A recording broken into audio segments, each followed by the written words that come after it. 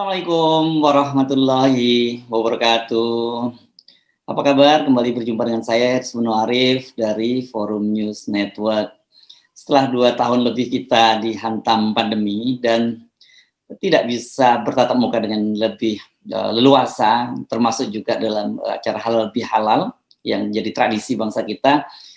Akhirnya pada tahun ini kru Forum News Network bisa melaksanakan halal bihalal secara offline ya. Kalau biasanya kan kita bertemu secara online saja, dan kali ini selain kru FNN kita juga mengundang sejumlah tokoh, sejumlah pengamat yang banyak berseliweran di media, terutama di televisi ya. Dan seperti biasa karena namanya juga ini halal bihalalnya media, maka dalam halal bihalal itu kami sempat juga mengambil rekaman dari sebuah dialog yang kita laksanakan. Ada 4 orang tokoh yang kita wawancarai. Ada Bung Rocky Gerung tentu saja sebagai Dewan Pakar dari Forum News Network. Kemudian ada anggota DPRD RI Bung Tamsil Lindrung, ini senator dari Sulawesi Selatan. Ada pakar hukum tata negara Bivitri Susanti, dan juga lembaga survei dan sekaligus pengamat politik Kedai Kopi Bung Henry Satrio. Di luar itu kan Anda juga kemarin sudah sempat menyaksikan ya tayangan saya wawancara dengan Ketua DPW PSI Jakarta Michael Victor Sianipar. Nah, sekarang giliran saya akan tampilkan kali ini perbincangan antara 4 orang narasumber, yakni Rocky Gerung, Bivitri Susanti, Tamsil Lindrung, dan Henry Satrio.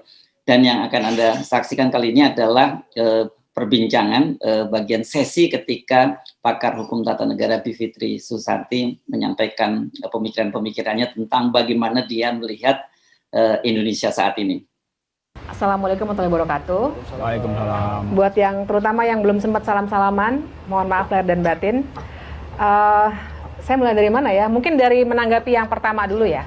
Tadi disebutkan soal apa tadi namanya, pemilihan penjabat kepala daerah.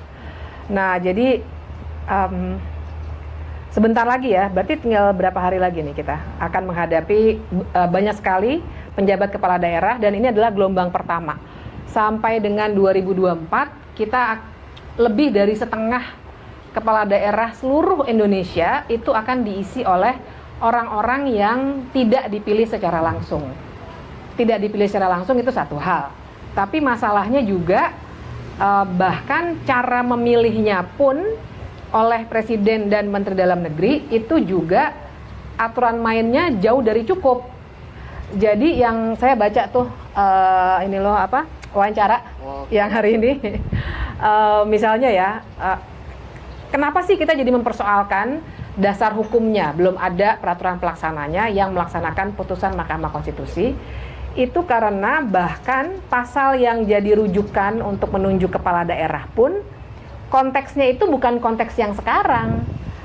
Jadi beda tujuan. Waktu pasal itu dibuat sebenarnya tujuannya adalah kalau ada bencana, kalau ada yang misalnya meninggal dunia terus langsung digantikan, tidak dalam rangka melaksanakan sebuah pemilihan yang memang didesain untuk diundur supaya jadi satu. Nah, jadi nggak kompatibel sebenarnya antara pasal yang jadi rujukan dengan apa yang sekarang harus dilakukan. Itu satu.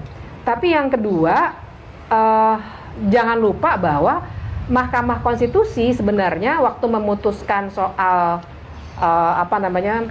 penjabat kepala daerah ini juga bilang bahwa demokratis dan transparan, dua hal itu harusnya juga diatur oleh orang-orang yang memilih penjabat kepala daerah ini.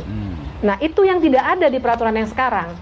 Jadi saya kira di sini karena banyak sekali para tokoh dan orang-orang di lapangan dan para jurnalis yang juga paham di lapangan, kita semua sudah tahu di banyak sekali tempat, di Papua apalagi, itu pertempurannya sudah luar biasa. Orang-orang yang mau duduk sebagai penjabat kepala daerah. Karena prosesnya betul-betul politis, maksudnya tidak transparan dan terserah pada Menteri Dalam Negeri dan Presiden. Itu main-mainannya luar biasa. Saya kalau cerita, saya kira ibu bapak, kawan-kawan di sini lebih lebih paham deh. Saya cuma mendengar dari kawan saya yang bekerja di Papua soal bagaimana negosiasinya, sogok menyogoknya, kekerasan, ancaman dan lain sebagainya yang digunakan untuk menduduki jabatan kepala daerah ini yang ditentukan secara semena-mena sebenarnya, karena kita nggak tahu kriterianya apa, nggak tahu apakah orang itu punya rekam jejak baik atau tidak, bahkan tidak tahu apakah dia sebenarnya punya kapabilitas untuk menjadi seorang kepala daerah. Ya, jadi saya kira itu memang masalah besar. Tapi Ibu, Bapak dan kawan-kawan, karena tadi pertanyaannya Mas Hersu adalah soal pasca Idul Fitri gitu ya. Saya mau tarik ke 2022 ya sekarang. Tapi bayangkan, udah bener sih saya ngomong 2024. Saya bayangkan memang 2022 ini adalah tahun-tahun di mana orang tuh saling menyerang. Sekarang 2023 mungkin akan sedikit bermanis-manis karena saya mau menempatkan dalam konteks tahapan pemilu deh. Kita itu kan tahapan pemilu yang verifikasi partai politik misalnya, verifikasi faktual itu bulan Agustus. Sekarang di bulan Mei, di bulan Mei ini, di saat ada beberapa partai yang lagi bersusah payah mau daftar secara legal dulu nih ya, belum masuk verifikasi kepala daerah. Saya udah dapat 1 tetes air, tapi nggak apa-apa, saya suka hujan. Nah terus tiba-tiba ada partai politik partai mahasiswa. Nah loh, bagaimana tuh? Tiba-tiba saat semua orang lagi susah untuk mendaftar, ada partai mahasiswa yang begitu mudahnya untuk lolos. Tapi itu satu hal. Tapi yang saya bayangkan adalah bulan Agustus, kalau dari cerita kawan-kawan saya yang bergerak di isu pemilu, itu verifikasinya akan sangat ketat. Jadi ada barrier to entry dari partai-partai besar supaya partai-partai kecil tidak ikut berkompetisi pada 2024. Itu satu hal, tapi yang lainnya adalah ya seperti kata Bung Hensat barusan, di antara calon-calon presiden juga sudah banyak yang saling soan, memanfaatkan momentum Idul Fitri tentu saja, saling berjumpa, kemarin bukber udah selesai, sekarang halal bihalal kemana-mana, tapi kan itu yang ditunjukkan ke publik. Yang terjadi di belakang layar adalah sebenarnya saling gontok-gontokan, sudah mulai saling mengukur kekuatan dia gimana, ini siapa di belakangnya, ini gimana ke depannya. Karena di tahun inilah yang begitu banyak peristiwa politik yang akan jadi saringan untuk 2024 itu akan terjadi. Tadi ya partai politik verifikasi faktual Agustus, terus nanti Desember akhir ya sudah selesai semua. Jangan lupa verifikasi partai politik akan membawa implikasi juga pada presidensial threshold yang mungkin saja kalau bisa menang di Mahkamah Konstitusi hilang, tapi kita belum tahu gimana. Tapi intinya 2022 ini sebenarnya yang kelihatan indah di bulan Syawal ini, bersilaturahmi dan lain sebagainya, sebenarnya di belakangnya itu lagi terjadi saling ngeker gitu. Ini kekuatannya gimana nih? Nah mungkin 2023 mulai agak harmonis, siap-siap, 2024 rame lagi. Itu ya yang pertama. Terus yang kedua, kalau misalnya barangkali ada harapan, saya sedikit-sedikit nyinggung soal hukum tata negara. Saya sebenarnya pengen kalau boleh nih ingin merujuk pada tulisan yang saya buat minggu lalu tuh di Harian Kompas. Terima kasih bila sudah sudi membaca dan mengutipnya di FNN. Tapi itu berawal dari kegelisahan saya dan saya yakin sekali kegelisahan ibu bapak sekalian. Kegelisahan soal ya kita kan sekarang nggak ada yang nanya dulu, Bung Hensat saya pernah salah apa ya? Saya nggak nanya kan, saya langsung mohon maaf lahir dan batin. Pak Tamzil saya pernah salah apa ya sama bapak? Saya nggak nanya dulu pasal berapa yang pernah saya langgar. Saya langsung minta maaf lahir dan batin. Itu suasana kita di bulan Syawal yang indah sekali. Waktu saya pikirin tuh hari pertama hari kedua tuh gila, ini sebenarnya aneh tapi indah sekali gitu. Kita kadang agamanya juga kita nggak tanya, langsung mohon maaf lahir dan batin. Itu indah sekali. Tapi ya itu tadi ya, show politik satu hal. Tapi yang kedua juga bagaimana ternyata justru ketika ada soal-soal yang kita publik nih melihat ini ngaco nih sebenarnya nih, tapi para penguasa pejabat publik akan berlindung malah di balik pasal-pasal. Oh, saya nggak ngelanggar, mana coba tunjukin pasalnya yang saya langgar. Nggak ada. Kode etik Pak atau Ibu, nggak ada kode etik yang mana, nggak ada yang saya langgar, nggak ada. Saya tidak melanggar apa-apa, nggak perlu saya, jangankan minta maaf, nggak perlu saya dihukum. Kan itu luar biasa mengganggu ya, Ibu Bapak. Dan saya terganggu karena saya orang hukum. Saya terganggu karena hukum itu biasanya dipakai berlindung, pasal biasanya dipakai berlindung oleh orang-orang yang punya kekuasaan untuk bilang bahwa saya tidak melakukan kesalahan apapun karena Anda nggak bisa menunjukkan pasal mana yang saya langgar.